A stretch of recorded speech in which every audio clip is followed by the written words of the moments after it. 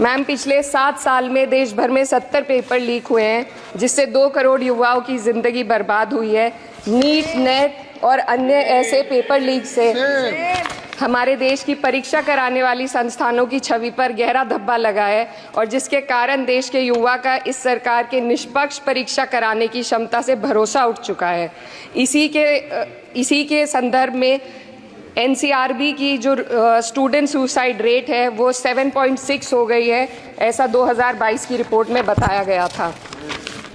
Ma'am, similarly, the situation is for the NET and DU LLB entrance examination. The abrupt cancellation and the mismanagement of the NTA is a crucial issue that the government needs to look into. Ma'am, I would also like to bring to your attention the discrimination against minorities in this budget allocation, especially in the case of closure of the Maulana Azad Foundation.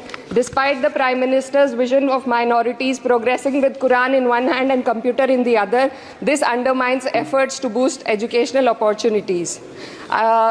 What we also need in today's time is quality STEM education, as outlined by India's National Education Policy 2020, and it is crucial for fostering critical thinking and preparing our youth for 21st century challenges. But ma'am, only 18.4% schools have functional computer labs, and there's a significant gender gap in STEM enrollment, with only 28% of females compared to 36% males.